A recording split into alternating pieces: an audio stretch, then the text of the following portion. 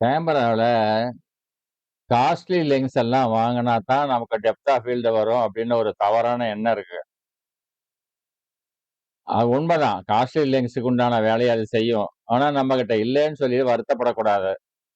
அப்படி இல்லைன்னாலும், அந்த காஸ்ட்லி லென்ஸ்ல வரக்கூடிய டெப்த் ஆஃப் ஃபீல்ட எப்படி பண்றது அப்படின்னு சில டிப்ஸ் உங்களுக்கு தர்றேன். அதத்தான் இப்ப நம்ம பார்க்க போறோம். இந்த லென்ஸ் வாங்குனீங்கன்னா,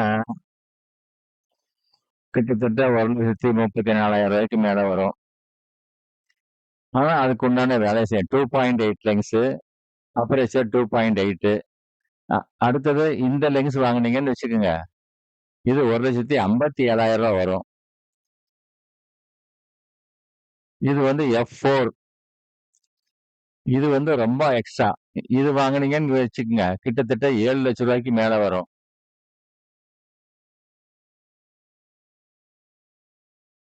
லென்ஸ் எல்லாமே செய்யற வேலைய, இப்போ நம்ம Photoshopல பிளக்கின்ல ஒரு சின்ன ஃபில்டர் செய்யும். இது ஒரு டூப்ளிகேட் லேயர் தயார் பண்ணிட்டு, இந்த ஃபீல்டு பிளர் அப்படிங்கக்கூடிய அந்த ஃபில்டர சரி பண்ணிக்கிட்டு, பாருங்க அங்க ஒரு பின் வந்துருச்சு.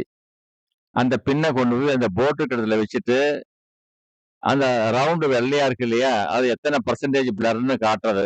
அடுத்தது இந்த இடத்த பிளர் பண்ண போறேன். அங்க செலக்ட் பண்ணிட்டு, அந்த பிளர்ர கொஞ்சம் கம்மி பண்றேன். போட்ட விட இது கொஞ்சம் கம்மியா இருக்கிற மாரி. அடுத்தது மறுபடியும் இன்னொரு பின் கிரியேட் பண்றேன்.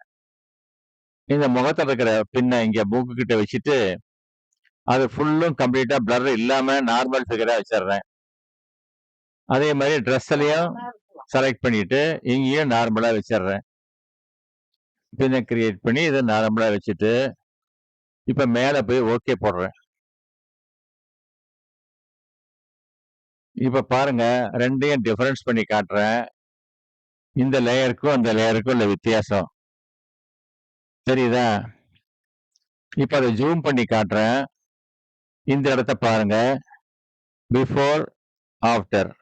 பிஃபோர் போட் பாருங்க. Before, after. Before, after. முகம் பாருங்க எவ்வளவு ஷார்ப் ஆயிடுச்சுன்ட்டு. சோ, அந்த லென்ஸ் செய்யற வேலைய இந்த பிளக்கின் செஞ்சிருச்சு. இல்லையா?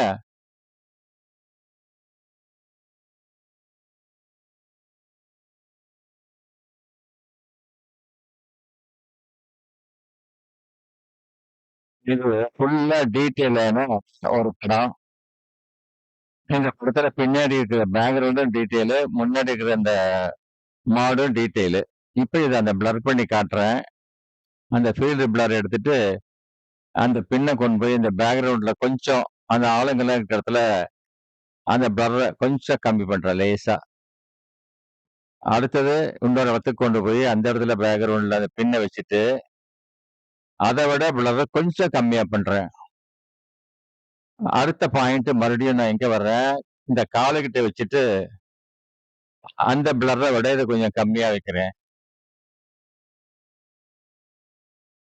மறுபடியும் இன்னொரு பாயிண்ட் இந்த கொம்பு கிட்ட கொண்டு போய் வச்சுட்டு, அத விட கொஞ்சம் இன்னும் கம்மி பண்றேன். இப்போ அந்த கால் முதல் பாத்துக்கிட்ட தரையும், அந்த நகமும் கிளியரா இருக்க மாரி, ஃபுல்லும் கிளியர் பண்றேன். இப்ப ஓகே போடுறேன். இப்ப 2க்கும் உள்ள டிஃபரெண்ட் பாருங்க. Before, after. Before, after. Before, after. எவ்வளவு கிளியரா இருக்கு பாத்தீங்களா? சோ, அந்த காஸ்ட்லி லென்ஸ் செய்ய வேண்டிய வேலைய இதே பண்ணிருது. இத கொஞ்சம் இந்த ஜூம் பண்ணி காட்டுறேன் பாருங்க.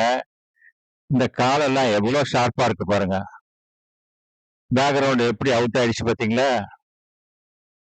சோ, காஸ்ட்லி லென்ஸ் செய்யற வேலைய இது செஞ்சிருது.